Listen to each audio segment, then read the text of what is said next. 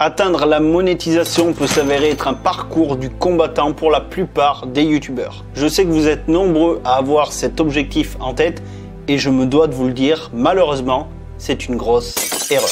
Alors rassure-toi, cette grosse erreur, je l'ai moi-même fait sur ma toute première chaîne YouTube. Je me rappelle encore que j'étais là à publier comme un bourrin, j'appliquais des hacks qui ne marchaient pas, je faisais presque du sub for sub, je me tâtais à le faire, j'avais acheté des vues, bref, j'avais passé toute la panoplie dans le seul espoir d'atteindre la fameuse monétisation. Enfin bref, j'ai vite vu que ça ne marchait pas parce que à l'époque, je viens de le revoir, j'avais fait une vidéo intitulée « Pourquoi je ne perce pas ?» Eh bien écoute, Pierrick de l'époque, j'espère que tu regardes cette vidéo parce que je vais te donner la raison pour laquelle tu n'as pas percé à l'époque. Donc vraiment, j'espère que tu regardes cette vidéo-là.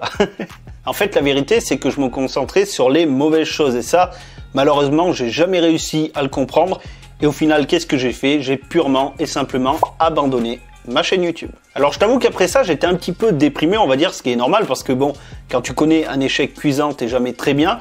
Mais au final, quand je regarde ça avec du recul, je suis content d'avoir connu ça parce que s'il n'y avait pas eu ça et tout le processus derrière, tu ne serais pas là à regarder cette vidéo parce que la chaîne Influence Web n'existerait même pas. Parce que justement, c'est à ce moment précis que j'ai fait la découverte du livre Rendez-vous au sommet qui a littéralement transformé ma façon de voir YouTube, mais au-delà de YouTube, plein d'autres choses, mais surtout YouTube. Et si ce livre m'a autant marqué, c'est pour une bonne raison, c'est qu'il m'a mis une gifle, une grosse baffe dans la gueule avant même que je l'ouvre. Parce que au dos du livre, il y avait une phrase qui est restée dans ma tête et qui l'est toujours à l'heure actuelle, qui est celle-ci: vous pouvez obtenir tout ce que vous désirez dans la vie si vous faites d'abord ce qu'il faut pour aider les autres à obtenir ce qu'ils veulent. Autrement dit, si je te traduis ça pour YouTube, tu peux obtenir tout ce que tu veux de YouTube, des vues, des abonnés, des revenus, bref, que sais-je, tout ce que tu veux, si par contre tu fais en sorte d'aider les autres. Et quand je te dis aider les autres, ça touche le domaine éducatif parce que c'est ce que je prône,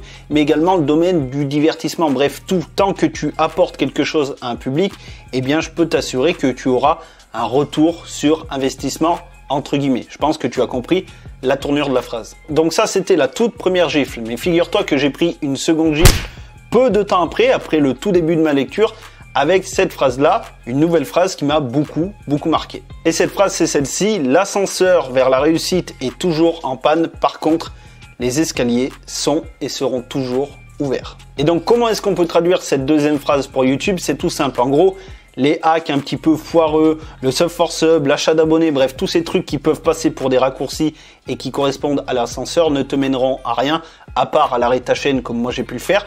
La vraie solution, c'est quoi? C'est la création de contenu. Une vidéo correspond à une marche, une deuxième à une autre marche, une troisième à une autre marche, etc. etc. C'est ça finalement, eh bien ton escalier à toi, c'est la création de contenu, d'un contenu de qualité, mais je vais y revenir. Enfin bref, entre-temps, j'ai lu d'autres livres dans la même thématique que celui-ci, mais aucun n'a été aussi impactant que lui pour le développement de ma seconde chaîne YouTube qui est Influence Web, parce que si je ne l'avais pas lu, je peux t'assurer que j'aurais pris le même mur que j'ai pris pour ma première chaîne.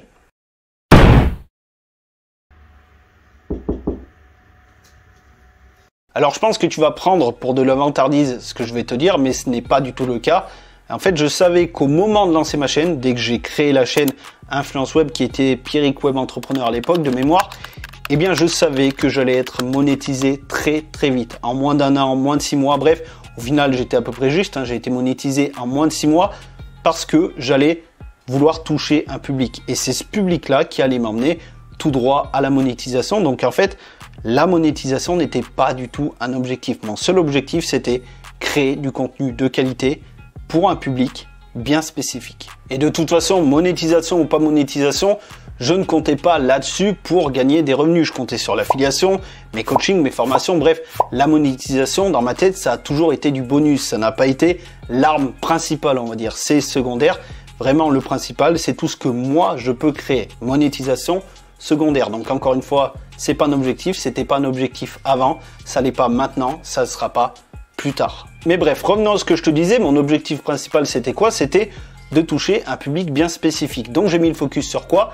Sur le temps de visionnage. Parce que plus mon temps de visionnage montait, et plus ça voulait dire que mon contenu était mis en avant face à de plus en plus de personnes, vues et revues par d'autres, bref, que mon contenu commençait petit à petit à devenir viral, on va dire. En fait, ce que tu dois bien essayer de comprendre, c'est que à ce moment-là, j'avais enfin compris que l'argent n'était qu'une conséquence des actions que je mettais en place pour répondre aux problématiques de mon audience. Une conséquence, pas un objectif. J'espère que tu as bien compris, je vais le répéter.